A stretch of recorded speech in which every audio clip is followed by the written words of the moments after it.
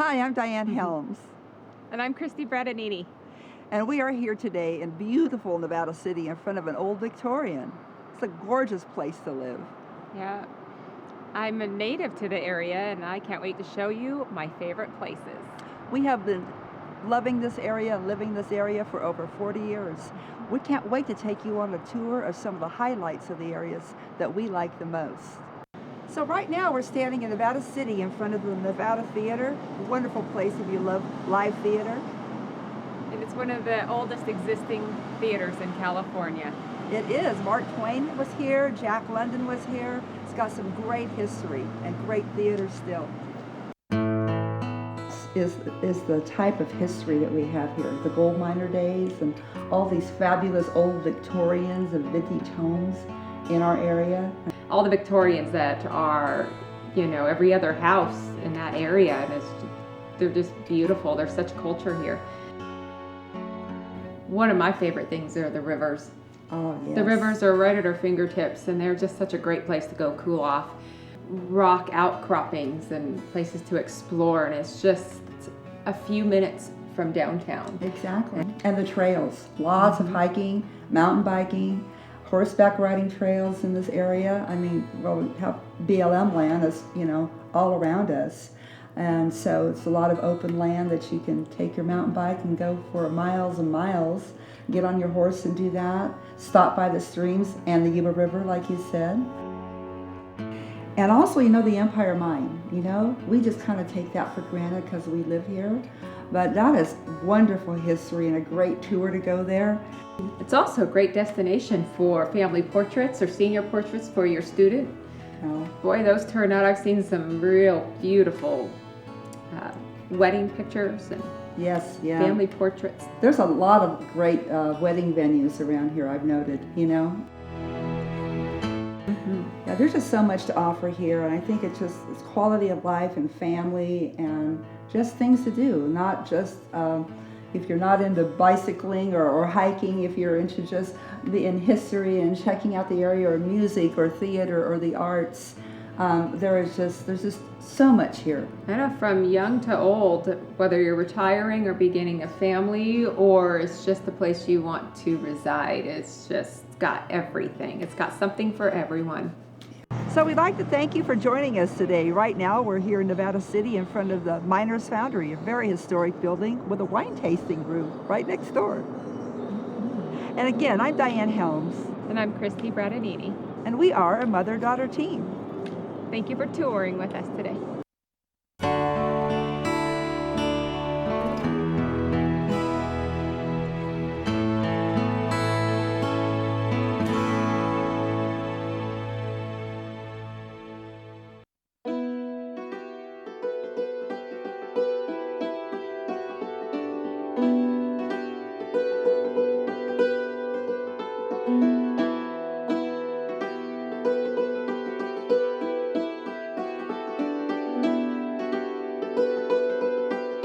Welcome to the Firehouse Museum.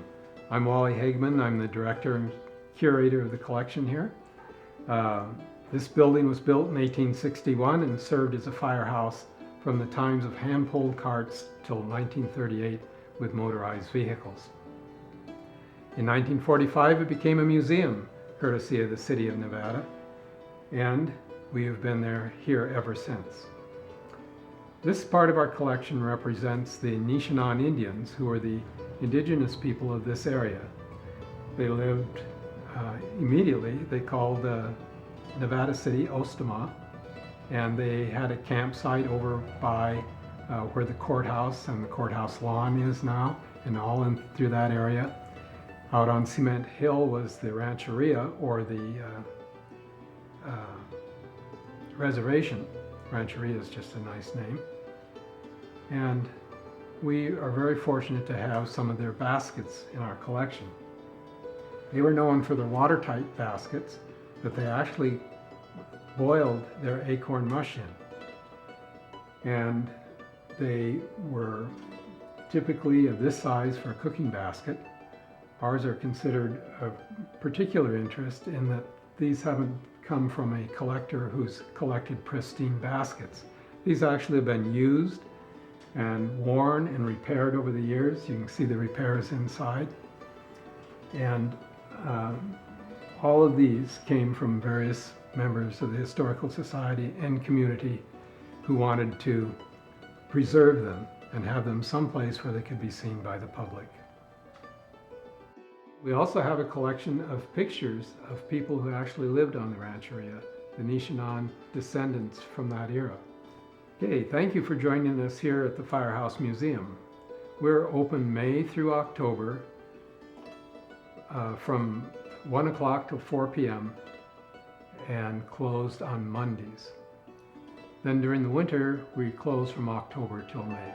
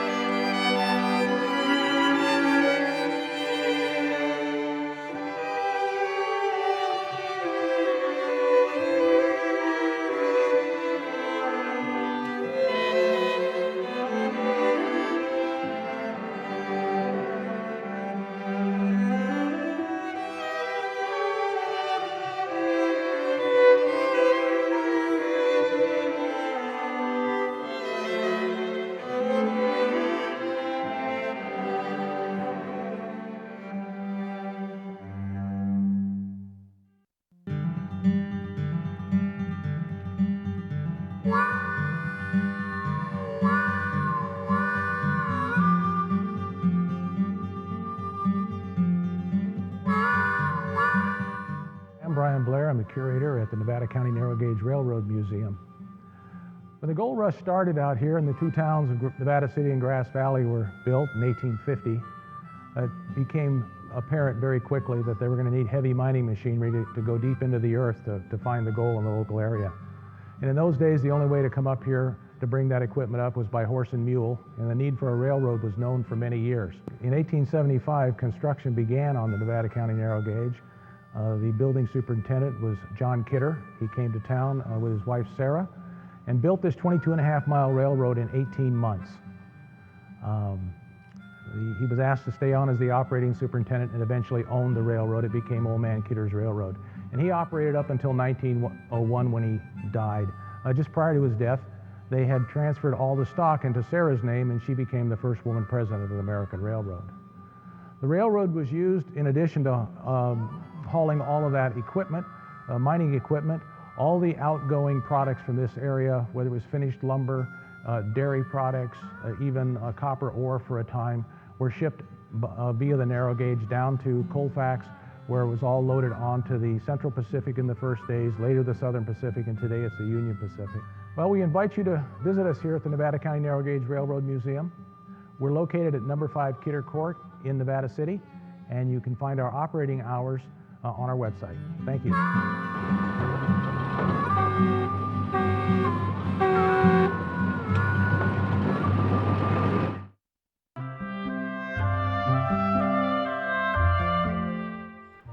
Hello, I'm Shalene Holland, manager of the Alta Sierra Biblical Gardens. I invite you to visit our beautiful gardens with Christ as its theme.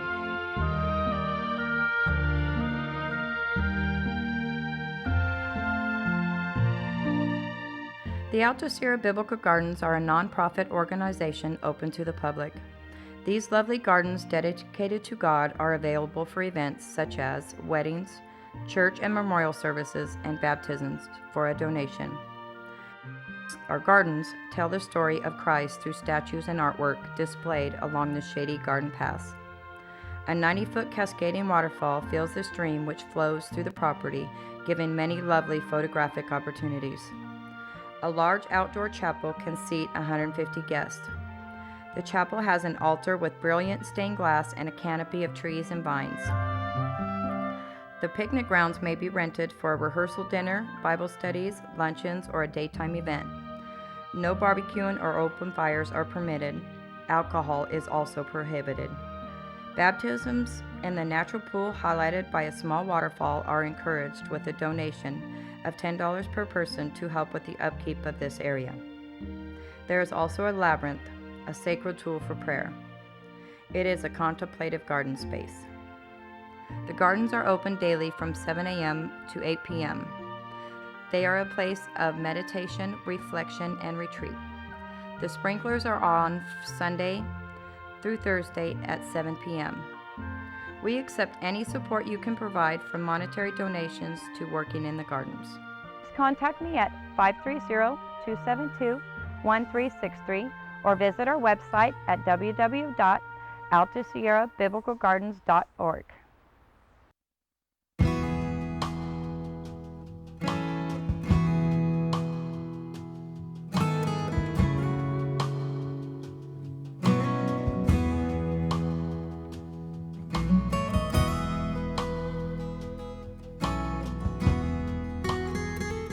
Hi, it's Marty Caldwell. We're at Rough and Ready Vineyards and Guest House. It's a family-owned vineyard and guest house here that sleeps 16 people. We're welcoming you here to see a little bit more about our wonderful facility.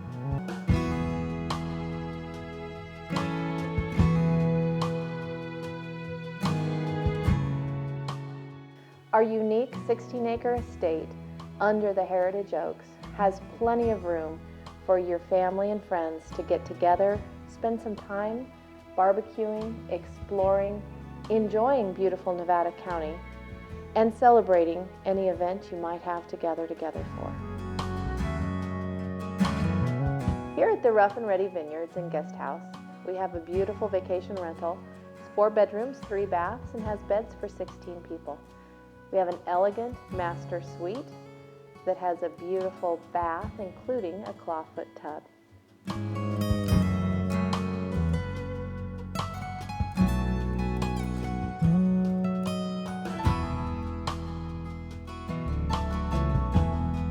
One of the most unique features here at the guest house is our beauty salon. It has a chair and sink. We also have a dressing room.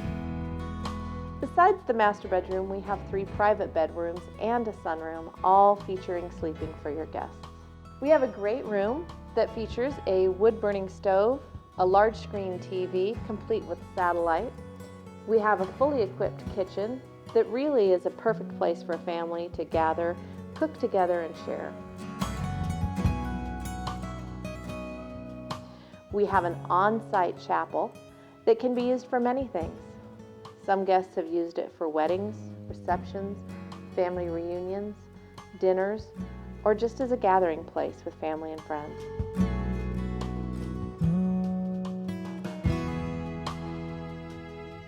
Our beautiful 16 acres features an Italian marble gazebo, many meadows, a bridge over our seasonal creek, and of course our family vineyard, which you're free to walk through or even plan intimate dinners between the vines.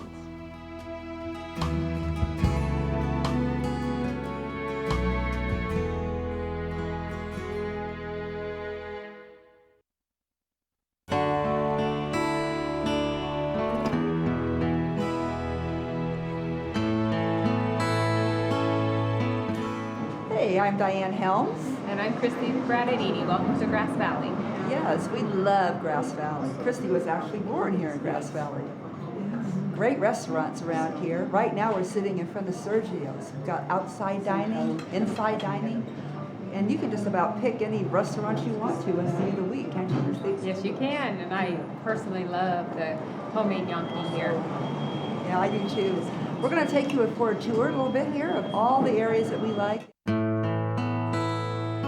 And here we are in downtown Grass Valley at Smith Winery, tasting room. Thank you. We're getting a nice taste of their local wine here that has been family owned for years. There are many great wineries here in Nevada County, and this is just one of them. Thank you. Thank you. Cheers. And I love looking at the vineyards, you know, when there's just rows and rows of vines growing in the pasture land. Which reminds me, pasture, we can go from pasture land and valleys to high mountain peaks just in our area alone. Yeah, just the other day, showing property, I went from one end of the county to the next, and it was a gorgeous day, a beautiful drive, and it's a good reminder of where we live and why we live here. It's just beautiful. One of my favorite things are the rivers. Oh, yes. The rivers are right at our fingertips, and they're just such a great place to go cool off. And the trails, lots of hiking, mountain biking, horseback riding trails in this area. Yeah, there's just so much to offer here, and I think it's quality of life and family and just things to do, not just if you're not into bicycling or hiking, if you're into just in history and checking out the area or music or theater or the arts. There's just so much here. I know, from young to old, whether you're retiring or beginning a family, or it's just the place you want to reside, it's just got everything. It's got something for everyone. Thanks for joining us. Thank you for joining us. And again, I'm Diane Helms. And I'm Christy Bradadini. And we really appreciate you coming and touring Grass Valley with us.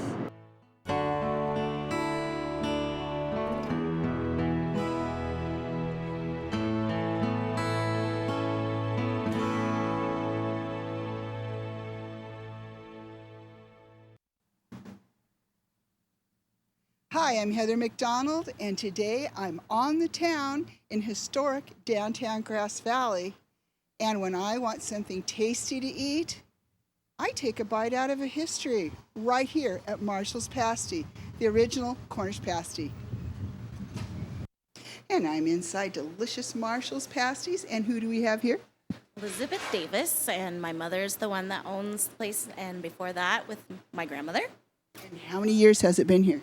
We're going on 51 years. And now this is the original Cornish pasty?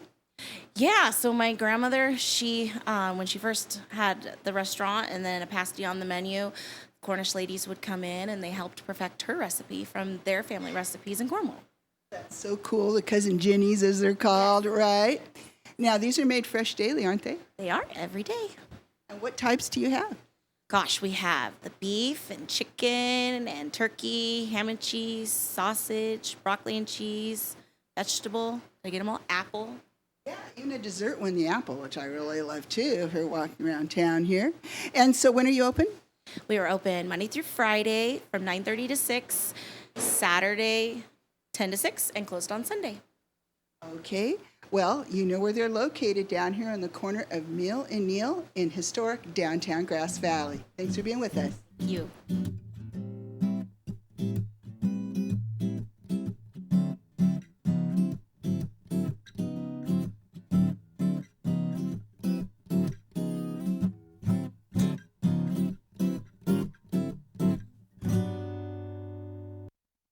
I'm at the corner of South Auburn and Empire Streets, and I want you to meet my chiropractor, Dr. Darwin S. Leak here of the Chiropractic Plus Clinic. Hello there, I'm Dr. Darwin Leak, owner and operator of Chiropractic Plus in Grass Valley, California. Been here since 1985 and really like it here. I'd like you to meet Kathy Sousa, office manager, and if you're having any difficulties and need an appointment, she'll help you with that. She knows how to do it. I'd like to show you around a little bit, show you what we have here to offer. Well, here we have a full x-ray facility, so if someone comes in and they've had some trauma or there's suspicion of a fracture or more serious hard tissue damage, we can do x-rays right here on site. So that's available. We also have intersegmental traction table. That's helpful for people to restore motion in their spine, and traction if they have a hot disc or something along those lines. Well, here's one of the treatment rooms in the office, and we're able to provide gentle manipulation of the spine to restore motion. People have trauma, they have injuries, they overdo it at home. Chiropractic manipulation has been shown to facilitate and speed up healing processes. We deal with motor vehicle accident patients, weekend warriors that do go out and overdo it on their bicycle or in their triathlon or whatever. And we have ultrasound therapy and laser therapy available. There are conditions that respond well to that, sprains, strains, soft tissue swelling. We also offer massage therapy and have a massage therapist on staff to meet your needs there. We welcome you to come in at any time. Thanks.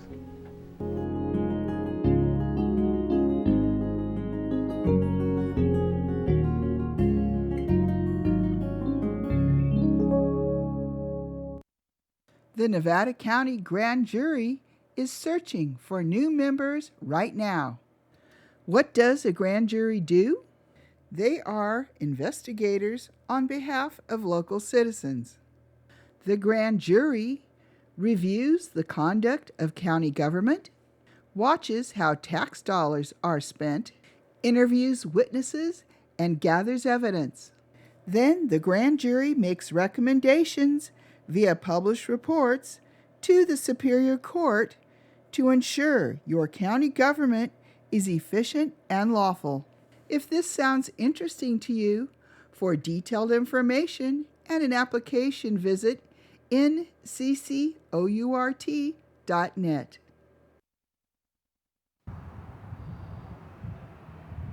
Hi, Heather Macdonald here on Highway 49 at Euro Motors.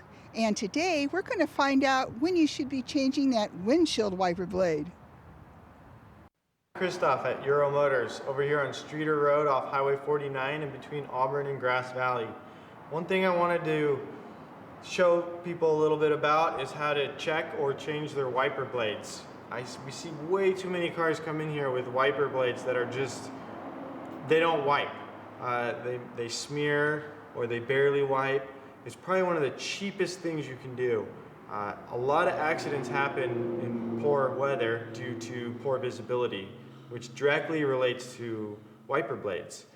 It's, like I said, a very cheap and easy thing to do yourself. There's very many different types of wiper blades out there, but for the most part, most all wiper blades, they're just a giant squeegee, and that's rubber. And as time goes on, the rubber wears out, it gets brittle. I've seen multiple times where the squeegee part actually just completely separates and there's nothing there. Like I said, there's a lot of different designs. Modern technology, most wiper blades are a one-piece design. there's these older styles with multiple contact points. For the most part, they're all pretty much the same price. The one-piece design's a little more expensive. They last a little longer due to just less moving parts. The easiest way to change your wiper blades is to what you call put them in service mode. Like this car, you know, I can't change the wiper blade, it hits the hood. 90% of the European cars, it's gonna be like that. You can't change the wiper blade unless they're in a position where you can actually change them. So what you usually can do is, you know, you can turn the wipers on and you turn the ignition off when they're in the up position. In the industry, we call this service mode for the sole reason that's how you service them. All wipers are different. Some are very difficult to take off, some are very easy. You just got to have a little patience and just kind of look at it in the design. Most of them will have some sort of clip that you just pop off. This one doesn't have a clip, so you would just pull it straight down. A lot of the Audis have a very complex system, but for the most part, if you look at it, you can kind of study it, see how it works. Like I said, this one, they just clip off, just like that. Very easy. Pop the new ones on. The best way to see if you have the correct wiper blade for your vehicle is to measure it with a tape measure to see how long it is. All wiper blades across the board come in inch sizes. You know, you measure it by the inches. The other thing is most cars these days, especially the European cars, very specific on the wiper blades. So you can buy a kit where it's both wiper blades together for your specific vehicle. You have passenger and the driver. Another important thing that's also often overlooked is the rear wiper blade.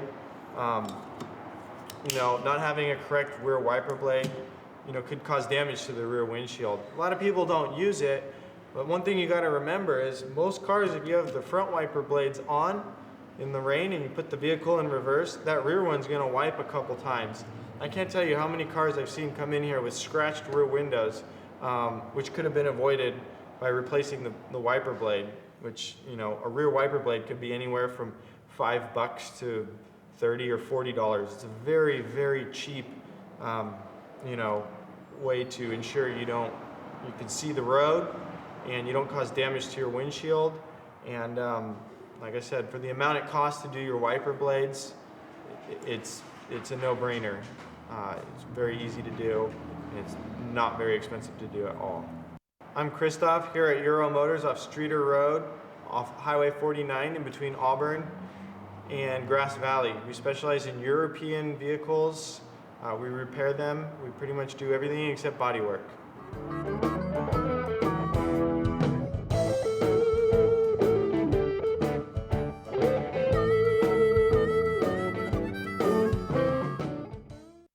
Today we present our 1999 documentary, Nevada City, Queen of the Gold Rush, narrated by the late Tim O'Connor and featuring our top gold rush historians. We are proud this documentary about the gold rush era of Nevada County, broadcast on PBS. Now, Nevada City, Queen of the Gold Rush.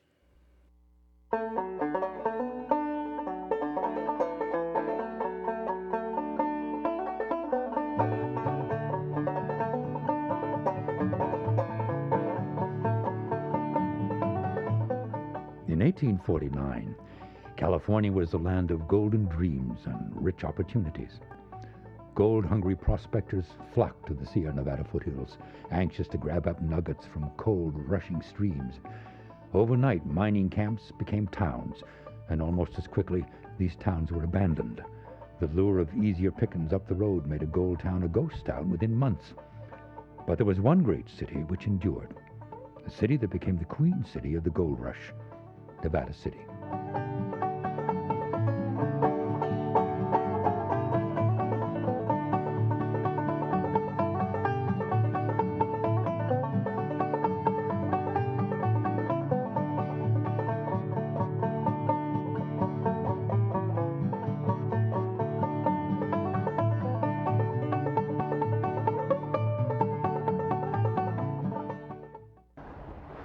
Hello, I'm Tim O'Connor. California virtually was the center of the world during the gold rush era period of between 1848 and 1856. I mean, thousands of gold seekers came from all over the world to the Sierra Nevada foothills here. And these migrants built and established hundreds of towns up and down the 49er Trail. I guess just following the next call for the next gold strike. Most of these towns today would just be colorful names on a historic map, but not Nevada City. This center of the gold rush thrives today as a modern-day tourist mecca, while it still clings very, very tightly to its historic past. I mean, this city has preserved so many of its gold rush era buildings that downtown is listed on the National Register for Historic Places. Why did Nevada City become the most famous and influential of all the gold rush era cities? Well, come along with me. I'll introduce you to some colorful characters and some famous faces and some golden discoveries that led to her fame and fortune, and also to her indelible mark on California.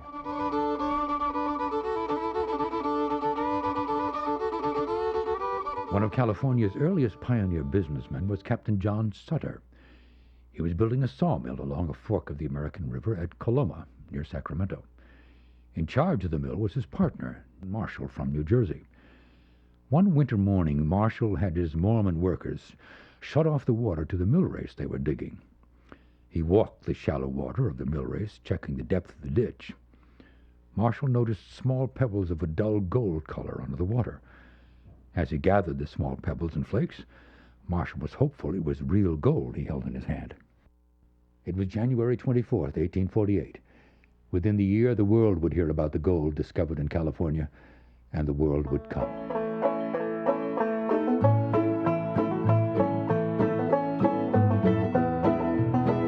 As thousands of pioneers crowded the overland trails or sailed into San Francisco Bay, every creek and river in the foothills became crowded with prospectors. These gold seekers of 1849 blazed their own 49er trail through what today is known as California's gold country. There was talk that a creek up north was yielding over a pound of gold a day. Thousands rushed to the new strike at Deer Creek Dry Diggings, soon to be called Nevada City. They found a pretty good supply here on the banks of Deer Creek, right here in Nevada City. And so they concentrated and they built a settlement here in Nevada City. Things happened very, very drastically overnight. Suddenly there were streets that appeared, or so many camps, so many tents were set up, so many saloons naturally. It just happened basically overnight. I mean, at one time, between Grass Valley and Nevada City, or vice versa, I mean, there were 20,000 people living here. Okay? The gold fever rages as bad as ever, and the quality collected has not diminished but increased. Provisions, clothing, and all the necessities of life are the most exorbitant prices. Living was always expensive in this country, but now it passes all reason. William Rich. Within the first year, the gold camp along Deer Creek had two names: Caldwell's Upper Store, Deer Creek Dry Diggings. Finally, the name Nevada, which means snow-covered, was chosen in 1850. After the state of Nevada took the same name in 1864, the town officially became Nevada City.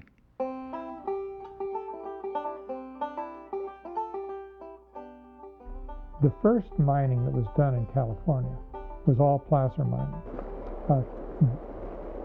Placer mining involves washing dirt to separate gold.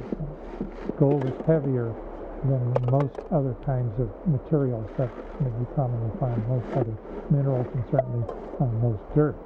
And so that one of the ways that you can use gravity and water to separate these two things. When that had been pretty well played out, or at least the miners thought so, they moved further and further away from water because they had reasoned by looking and observation, empirical methods, that the gravel surrounding and nearby creeks also contained gold. because they too were at one time part of the water courses. So they did their dry diggings, their dry mining. They also dug deep into the ground, straight down, vertically, and that was called coyote holes, and they went straight down in the ground and brought the up. But it all depended on water. Once they got the gravel, they took it to water. And took it to water is the key.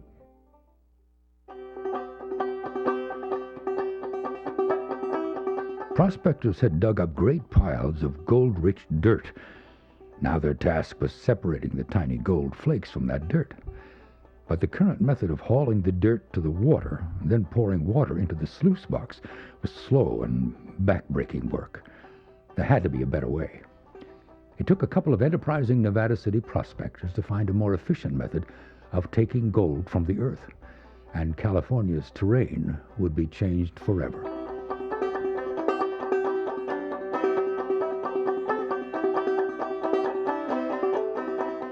So a guy named E.E. Madison, a fellow from Connecticut, said, well, look, why don't we put a nozzle on this hose and blast down the dirt, and it'll all run down these ditches and so on. We won't have to work so hard. Eli Miller fashioned a nozzle of sheet metal, which E.E. Madison attached to a hose which had been perfected by Antoine Chabot, and washed down hillsides of gravel, first small little hills, and then later on whole mountains. But the hydraulic method was also very destructive, as 1- and 2-man operations gave way to huge conglomerates, and millions of dollars were invested in building dams and reservoirs.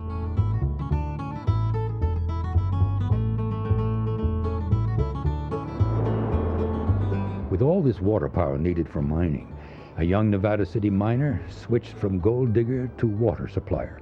Charles Marsh found that prospectors too impatient to build their own water systems would pay Marsh for his water. Charles Marsh then embarked on a business venture that would one day switch electric power on in California. A man named Charles Marsh, who incidentally also apparently was the first white miner to arrive at Nevada City on July 30th, 1849, and stayed here.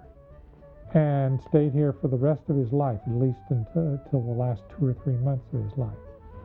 And he made a career, among other things, of developing water sources and creating mining ditches. And one of the very first ditches bringing water into the diggings near Nevada City was one that he and some partners who put up the money and did some of the work put together in the fall of 1850. And it ended up bringing water into a reservoir up about where the county building is now, the Rood Center, up on the hill above Nevada City. There are different ways of carrying water.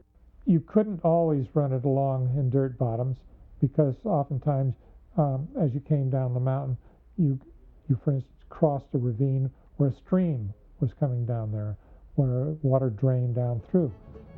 So every time they crossed a ravine, every time they crossed a channel, they would build a flume, which is essentially a trough. It's like a watering trough with no end. The water that spilled down the great flume works to the mines came out of dams high in the Sierra, dams built by Charles Marsh of Nevada City. By 1854, he owned the consolidated Rock Creek, Deer Creek, and South Yuba Canal Company. His company would eventually become the first of more than the 500 corporations today that make up Pacific Gas and Electric Company.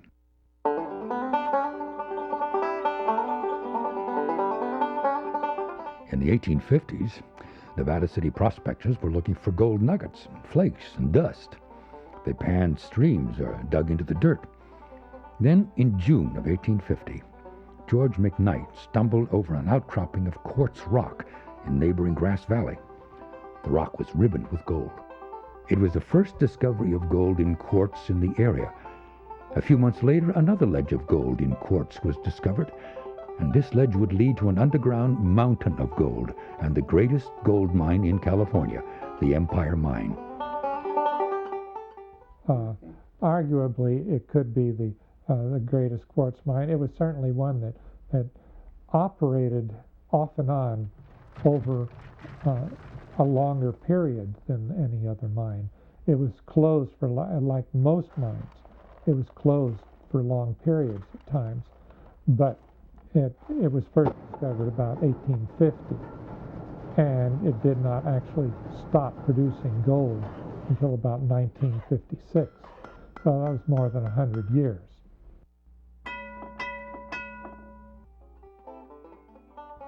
Every morning before sunup, we crowd on the skiff that takes us hundreds of feet down. When we get out, it's night. I never see daylight except on my day off. In its more than 100-year reign as the greatest gold mine in California, the Empire brought forth more than 6 million ounces of gold. This contributed greatly to the more than 17 million ounces of gold taken from Nevada County since 1850.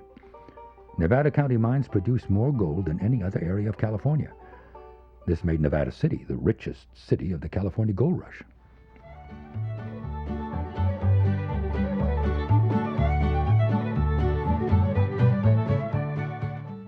As a result, people wrote about this, they talked about this place, and more people came just because they had to see. The people who came would add their own mark on the Queen City of the Gold Rush, and some made their mark on the entire state of California and the world.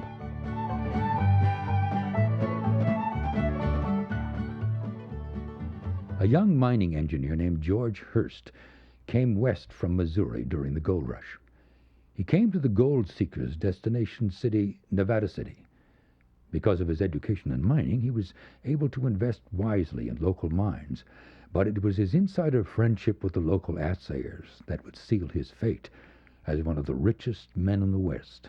1859, when the assay was made of the ore, that damn blue stuff as it was referred to, from the Comstock area of Nevada, which is now Virginia City, in that area, was assayed here in Nevada City, and also simultaneously it was confirmed by Atwood in Grass Valley. Here it was James J. Ott, the assayer in Ott's assay office.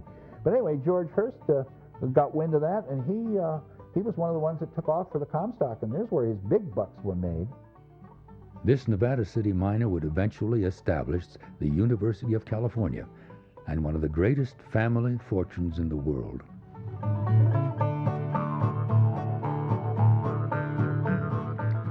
He would one day be known as the greatest American author of his time, but when Samuel Clemens arrived in Nevada City, he was taking his first steps on the long road to fame and fortune.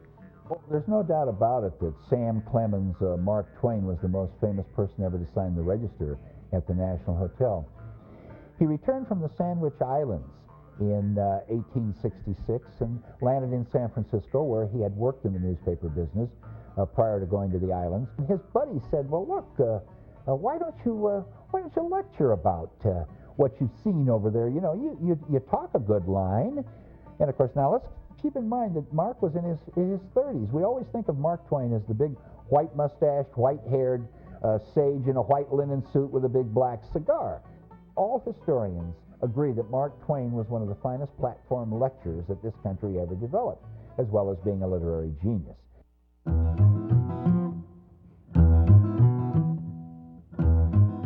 She was a great beauty of the gold rush era, who came to perform and then stayed for several years. Dancer Lola Montez was already a legendary femme fatale when she arrived in July 1853. Her famous act was called the Spider Dance because she would knock imitation spiders off her hoops as she danced, in quite daring attire. She was also noted for her affairs with the rich and the famous. She was credited with starting a revolution in Bavaria as the mistress of King Ludwig. Lola encouraged scandal, but may have grown tired of being notorious when she decided to retire for a few years near Nevada City. She was quite a celebrity during her stay between 1853 and 1856.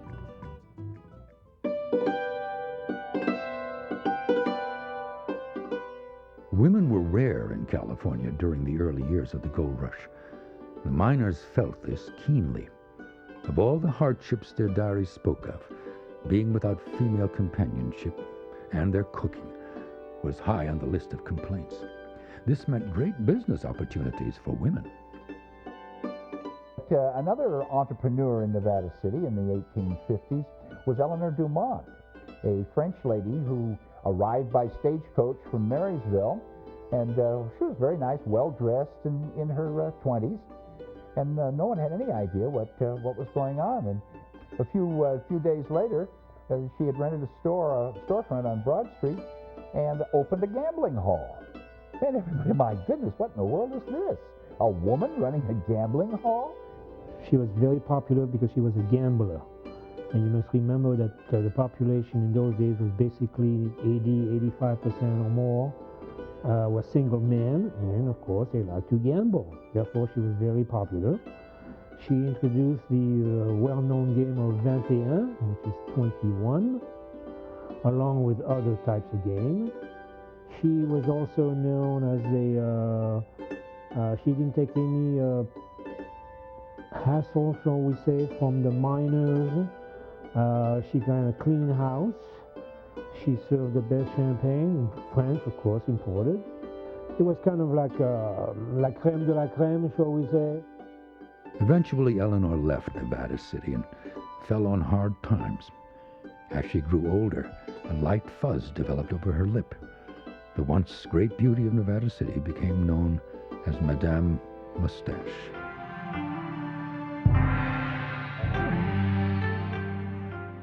As Nevada City grew rich in gold, the Queen City of the Gold Rush also grew rich in cultures.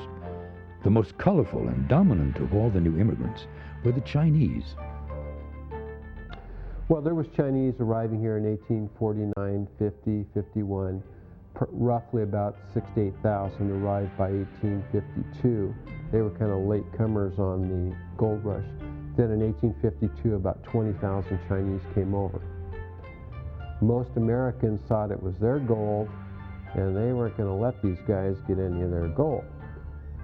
So they would come up through Deer Creek, the Yuba, and start just working for gold, and the white guys would chase them off and tell them to leave and destroy all their things. The Chinese were tolerated in Nevada City. During the gold rush between 1849 and 1856, they were needed as laborers to build the ditches, flumes, and dams for hydraulic mining. A good portion of Commercial Street in Nevada City became Chinatown. Through my research of the whole gold country, Auburn and Nevada City are the only two towns that really have anything left that was Chinese. The Chinese were always an important source of labor for building projects. In addition to building the intricate flume and ditch systems during the gold rush, their labor talents were also needed for Nevada County's biggest project of the 1870s. A railroad line was finally going to be built, linking Nevada City and Grass Valley with the Central Pacific Line to San Francisco. And the Chinese were needed to help lay the tracks over steep mountains and around sheer cliffs. Tracks for the new Nevada County Narrow Gauge Railroad.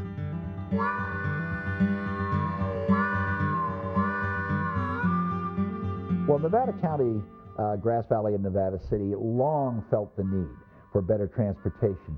Their goods came by boat to Marysville, and then by stage freight wagon from Marysville up through Newtown into Nevada City, and then there was the spur that went through Rough and Ready and on to Grass Valley.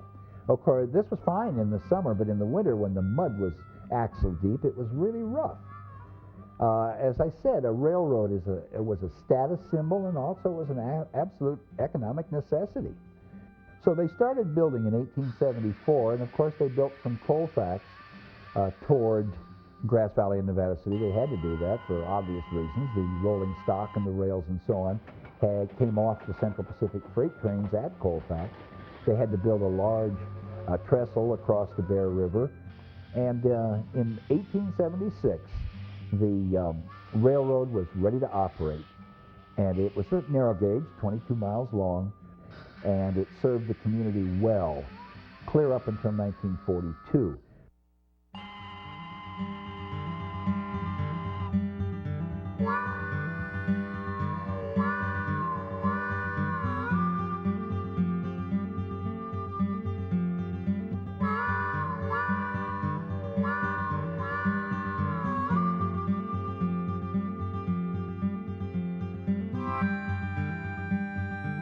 the Nevada County Narrow Gauge's famous engine number 5 found a new home in Hollywood and has appeared in many movies.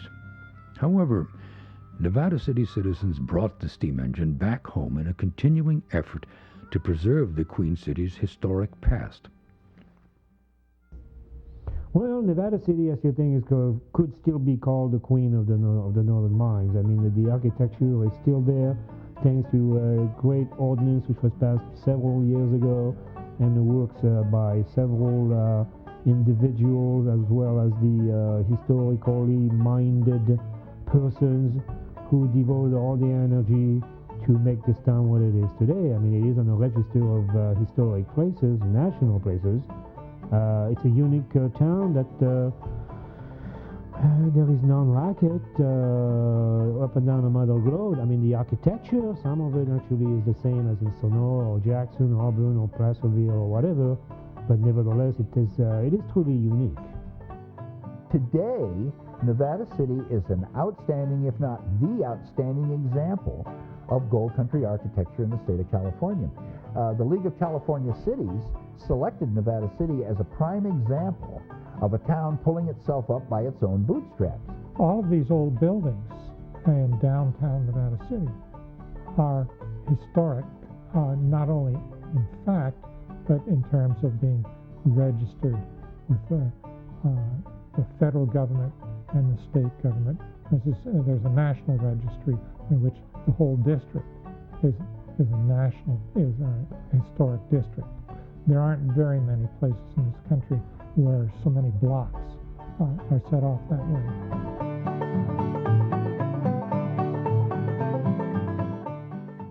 If somebody from 150 years ago were to be able to come here now, you or they could find their way around. You can look out here and you will see the same hills, you will see the same creeks, you see the same buildings and streets that you'll see in the old photographs. I often will stand at the top of Broad Street early on a Sunday morning. Nobody's out, nobody's about. And I can imagine myself 100 years ago, or 60 years ago, or 130 years ago. You can actually put yourself in any part of this time. Part of it is just simply out there being used as it was before. I mean, there's stores that were stores then that are stores now, and that look not a lot different physically from the stores that were here 100 years ago. There are hotels still acting as hotels. The streets, we not only have people walking on the streets and driving cars on, but we actually still have horses pulling carriages on the streets. And so that you can get a feel, you can get a look at it, instead of it, unlike a Disneyland, which is fabricated, which is invented, which is all a myth, based on a reality that maybe existed somewhere else in some past time. This is at least based on a real place, a real time, real things that did happen. Yes, Nevada City was a place where things happened. A place where the largest gold mines operated, where just young prospectors could become great men and establish the very foundations of our state. A city that gold seekers the world over made their destination. A city of rich culture and historic beauty, where the past is preserved for the future. Nevada City is truly the queen of the gold rush.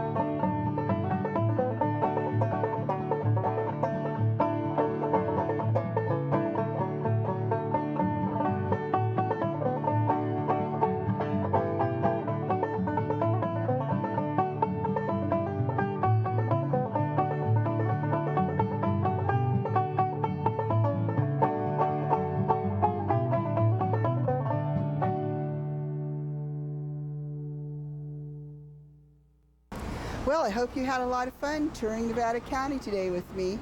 Thank you for watching the Gold Country TV show.